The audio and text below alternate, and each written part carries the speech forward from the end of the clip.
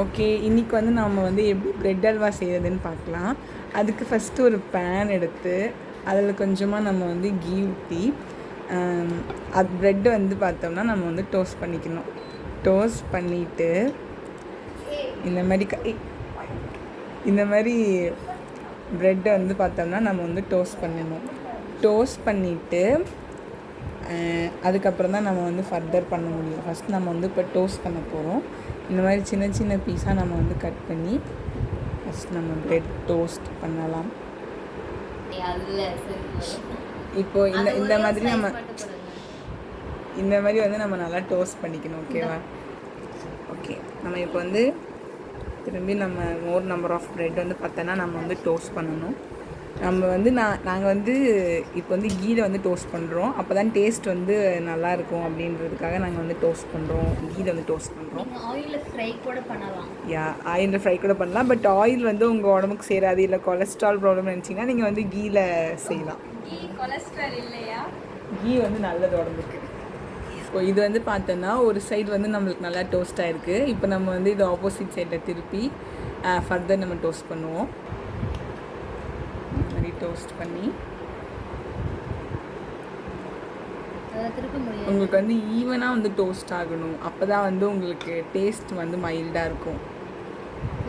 Okay, இப்போ இது வந்து நல்லா வந்து டோஸ்ட் ஆகிடுச்சு. இப்போ நம்ம இதை வந்து பிளேட்டில் எடுத்து வச்சுப்போம். இப்போ நம்ம வந்து ப்ரெட் வந்து டோஸ்ட் பண்ணியாச்சு. இப்போ வந்து பார்த்தோன்னா நம்ம வந்து கொஞ்சம் அமௌண்ட் ஆஃப் மில்க் வந்து பார்த்தோன்னா ஆட் பண்ணணும். ஆட் பண்ணி நம்ம வந்து அதை நல்லா கொதிக்க வைக்கணும்.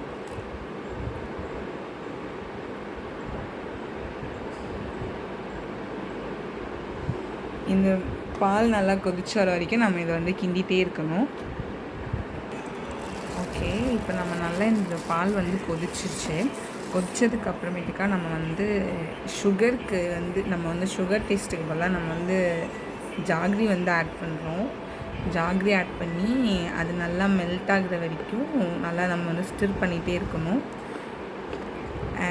இந்த மாதிரி இது நல்லா கரையணும். அது கரையிற வரைக்கும் நம்ம நல்லா வந்து இந்த மில்க் வந்து ஸ்டிர் பண்ணிகிட்டே இருக்கணும். இப்போ பார்த்தோன்னா இந்த வெல்லம்லாம் நமக்கு நல்லா கரைஞ்சிருச்சு. இந்த மில்கில் இந்த வெல்லம் வந்து நல்லா கரைஞ்சதுக்கு அப்புறமேட்டுக்கா இன்னும் கொஞ்சம் நேரம் பாயில் பண்ணிவிட்டு அதுக்கப்புறம் வந்து நம்ம வந்து இது கூட வந்து ப்ரெட் ஆட் பண்ணிக்கலாம். ஓகே, இப்போ நம்மளுக்கு வந்து நல்லா வந்து மில்க் வந்து நல்லா பாயில் ஆகிடுச்சு. இப்போது இது கூட வந்து நம்ம கட் பண்ணி வச்சுருக்க ப்ரெட் பீஸ், டோஸ்ட் பண்ணி வச்சுருக்க ப்ரெட் பீஸை வந்து இது கூட நம்ம வந்து ஆட் பண்ணிக்கணும். ஆட் பண்ணோன்னே இந்த ப்ரெட் வந்து அந்த மில்க்லாம் சோக் பண்ணிவிட்டு நல்லா சாஃப்டாகிடும். அதுக்கப்புறம் நம்ம அதை கிண்டிகிட்டே இருக்கணும்.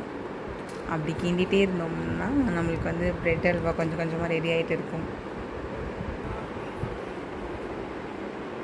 இந்த மாதிரி நல்லா கிண்டிகிட்டே இருக்கணும். அப்போ தான் இது நல்லா வந்து மில்க் கூட சோக் ஆகி நம்மளுக்கு வந்து அந்த டேஸ்ட் கொடுக்கும். ஸோ நம்ம நல்லா இந்த மாதிரி ஸ்டிர் பண்ணிகிட்டே இருக்கணும். இப்போ வந்து நம்மளுக்கு இந்த அளவு கன்சிஸ்டன்சி வந்திருக்கு. நம்ம இன்னுமே வந்து பார்த்தோம்னா கிண்டிகிட்டே இருக்கணும். அப்படி கிண்டிகிட்டே இருந்த அந்த எண்ணெய் தனியாக பிரிஞ்சிடும்ல, அந்த மாதிரி வர வரைக்கும் நம்ம வந்து இது கிண்டிகிட்டே இருக்கணும். அப்போ தான் இது வந்து ஒரு ஹல்வாவாக மாறி இருக்குன்னு அர்த்தம். இப்போதைக்கு இது இன்னுமே ஹல்வா மாறல, இது இன்னுமே ப்ராக்ரெஸில் இருக்குது. ஸோ இப்படி நம்ம கிண்டிகிட்டே இருக்கணும். ஓகே, இப்போ நம்ம வந்து ஓரளவுக்கு கன்சிஸ்டன்சி வந்துடுச்சு. நம்ம இப்போ வந்து பார்த்தோம்னா கொஞ்சமாக வந்து கீ ஆட் பண்ணணும். கீ ஆட் பண்ணதுக்கப்புறமேட்டுக்கா அது கொஞ்சம் இன்னும் கொஞ்சம் டைம் எடுத்து அதுக்கப்புறம் அது நல்லா ஈவனாக மிக்ஸ் ஆகிட்டு அதுக்கப்புறமா வந்து நம்மளுக்கு அது நெய் தனியாக வரும். அப்படி வரும்போது தான் நம்மளுக்கு ப்ரெட் அல்வா ரெடி ஆகிடுச்சின்னு அர்த்தம். ஸோ திரும்பி நம்ம வந்து ஸ்டிர் பண்ணிகிட்டே இருக்கணும் இந்த மாதிரி. ஸோ அவ்வளோதான், நம்ம வந்து நல்லா கிண்டியாச்சு. இப்போ பார்த்தோம்னா நம்மளுக்கு அந்த எண்ணெய் தனியாக செப்ரேட் ஆகி வர ஆரம்பிச்சிருச்சு. இந்த மாதிரி வந்துருச்சுனாலே அந்த ஸ்டெப் வந்து நடந்துருச்சுனாலே வந்து ஃபுட்டு சப்போர்ட் ரெடி அப்படி தான் அர்த்தம். ஸோ இப்போ வந்து இது நல்லாவே ரெடி ஆகிட்டுருக்கு. நீங்கள் வந்து இது மேலே சும்மா நட்ஸ் வச்சு ஒரு டாப்பிங்ஸ் மாதிரி போட்டுக்கலாம். இல்லைனா ரெய்சின்ஸ் அந்த மாதிரி ஏதாச்சும் நட் ஐட்டம்ஸ் ஏதாவது போட்டோம்னா இன்னுமே வந்து பார்க்கவும் அழகாக இருக்கும், டேஸ்ட்டும் வந்து நல்லா இருக்கும்.